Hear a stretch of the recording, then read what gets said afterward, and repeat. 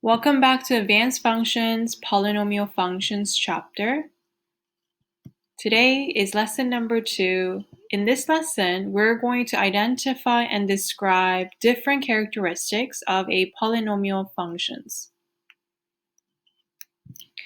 First, we need to understand one of the characteristics called a end behavior. So we're going to take a look at the absolute value of x as x approaches infinity and as x approaches negative infinity, what is happening to the y value? Now, one thing to keep in mind is that end behavior is influenced by the leading coefficient. So you have to look at the sign of the leading coefficient and the degree. So those are the two things.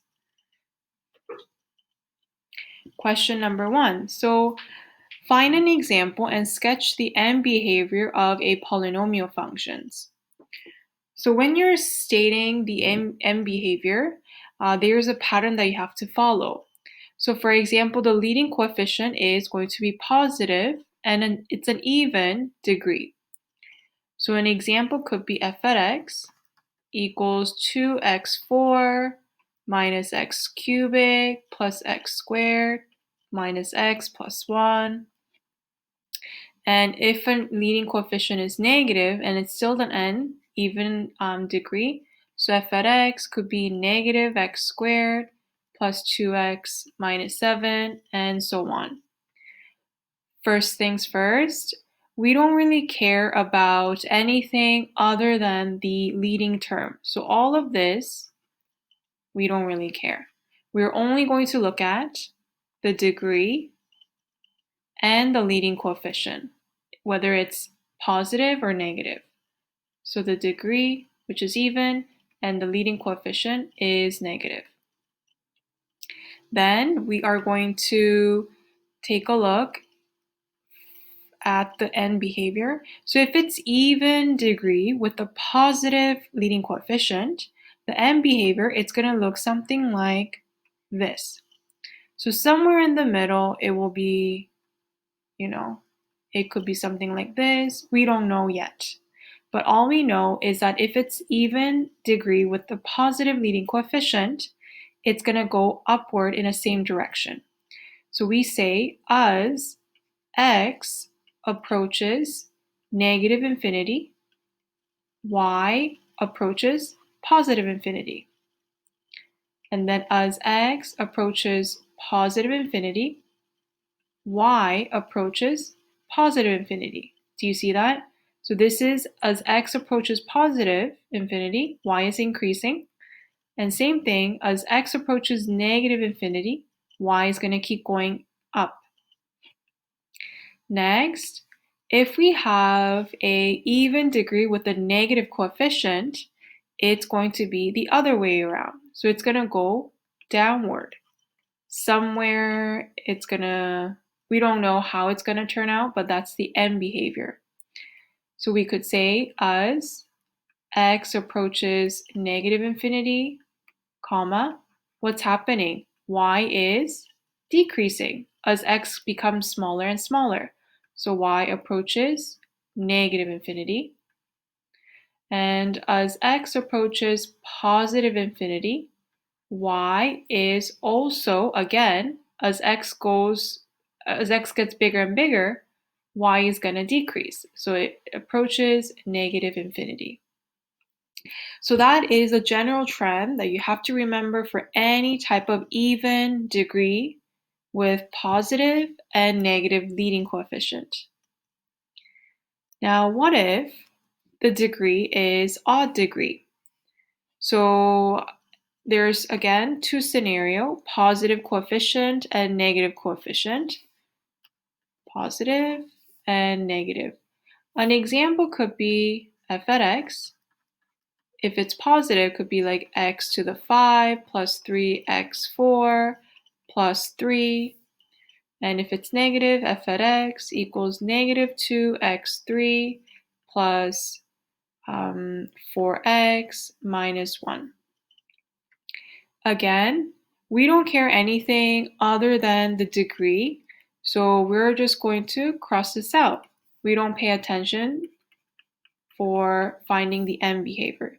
So it's going to be positive, and it's an odd degree, negative leading coefficient, and odd degree.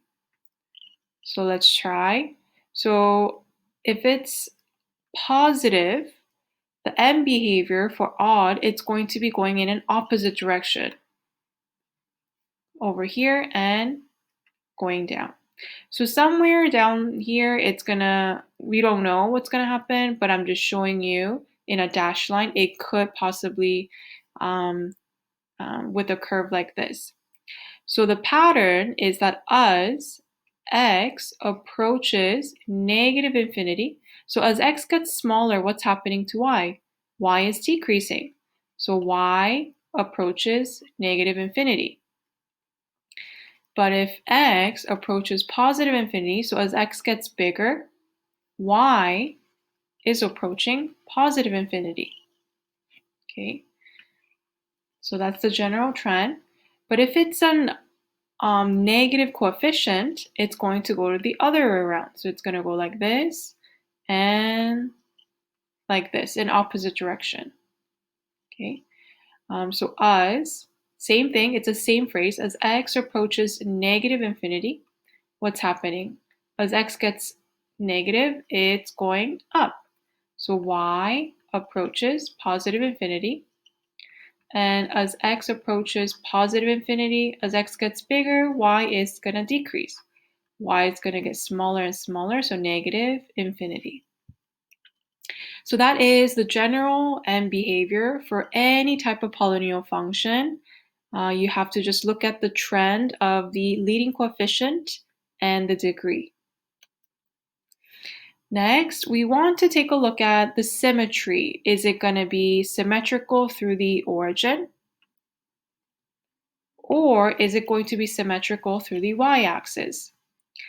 Now, if it's even, then you can solve it algebraically, prove it by inputting negative x into the function, and you will get a positive output.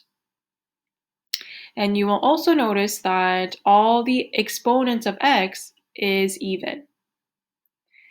But if it's an odd polynomial function, then you can prove by inputting negative x, and it's going to be equal to the negative of the output. Another way to represent this is you can do this way. Negative f at negative x is equal to f at x. These two will mean the same. Okay? And you will notice that all the exponents of x is going to be an odd number. So if it's symmetrical through the y-axis, it's like the simplest one will be parabola. They're symmetrical through the y-axis.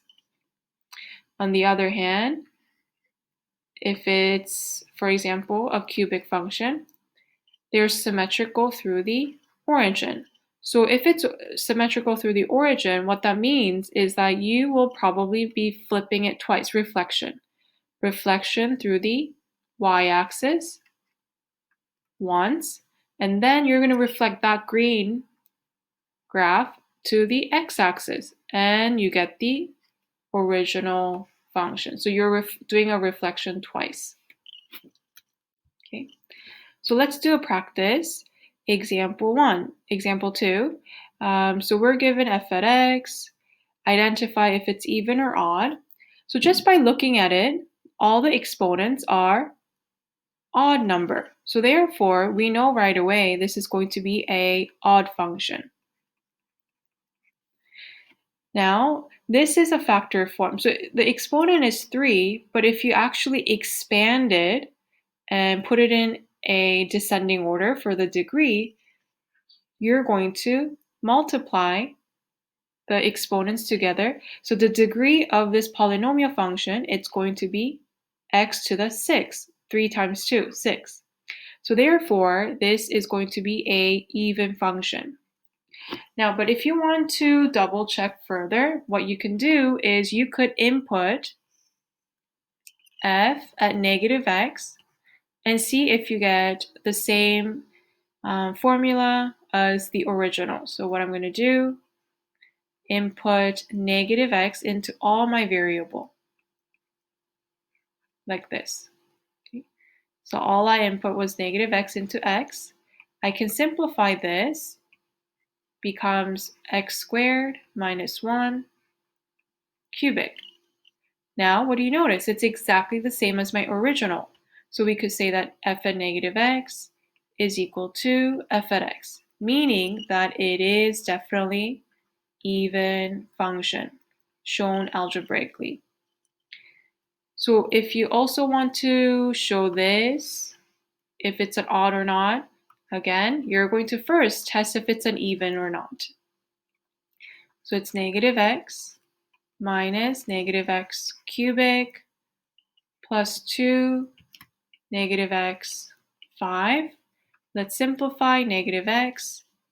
Negative negative becomes positive x cubic, and negative negative, it's going to be negative 2x 5. So as you can see, f at negative x is not same as my original. So it is not even. So we're going to test it further by putting negative into f at negative x. So what that means is I'm going to put negative to the whole f at negative x. So negative x plus x cubic minus 2x5. So what you can do is I'm going to do a distributive property because the negative 1 is at the front. And you will notice that it's x minus x cubic plus 2x5. Now, as you can see, it looks exactly like my original. So we can say that negative f at negative x is equal to my original, meaning that it's going to be a odd function for sure by proving it algebraically. Okay. Another characteristics you have to keep in mind for polynomial is how to find the zeros. So if it has a degree of n, it's going to have n number of zeros. So another word for zeros, it means just you're looking for x-intercepts. So for example, if I have f at x equals x to the 5 plus x to the 4, the degree of this polynomial function is 5. What does that mean? I'm going to have up to 5 zeros, maximum of 5 zeros. Now, another exception, that rule that you have to keep in mind, if it's an even degree, you may not have any real zero, but if it's an odd degree, you have to have at least one. It makes sense because, for example, even degree, which is a parabola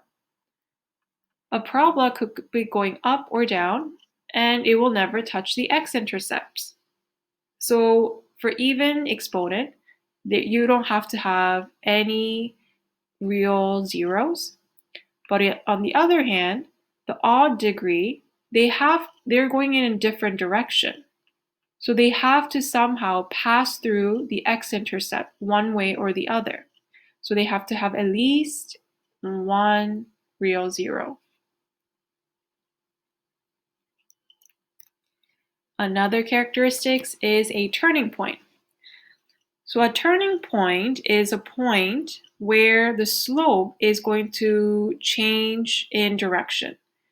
So it will suddenly decrease and then increase, or,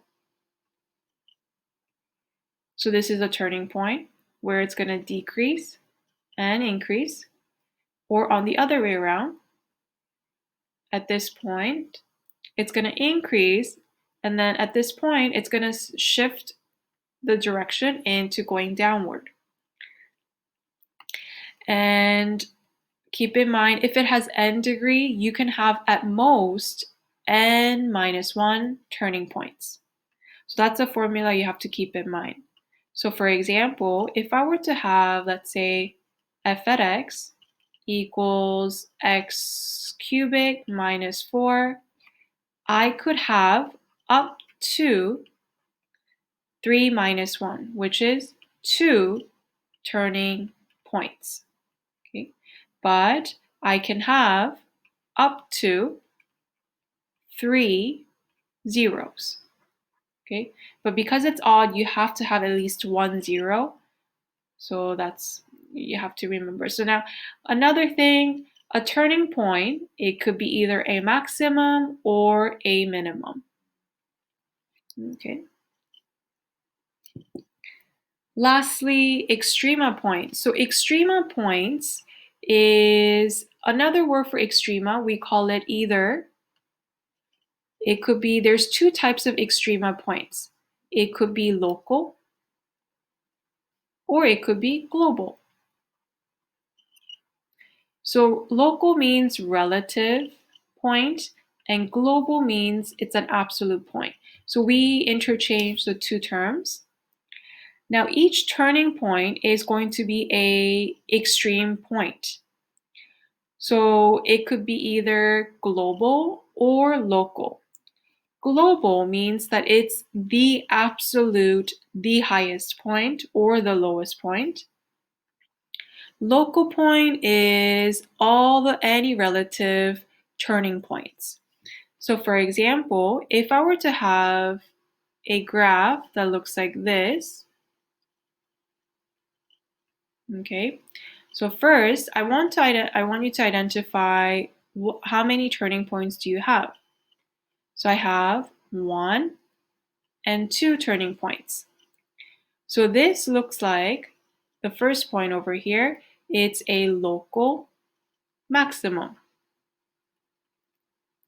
But this point over here is the highest point. So it's going to be a global maximum. On the other hand, this point is a local minimum. And this here is also the low point, local minimum. But which one is a global minimum? So as you can see, this one is slightly lower. So this could also be a global minimum. Okay.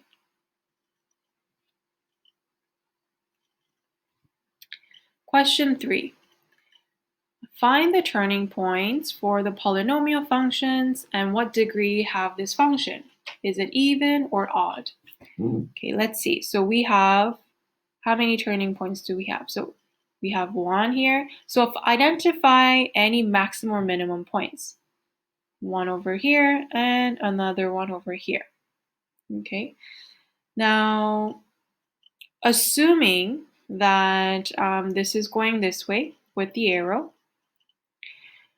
how many turning points do I have here? I have 3 turning points. Now, do you remember the formula is to find the turning point is n minus 1. So what degree? Well, go back. So it's going to be 3 plus 1.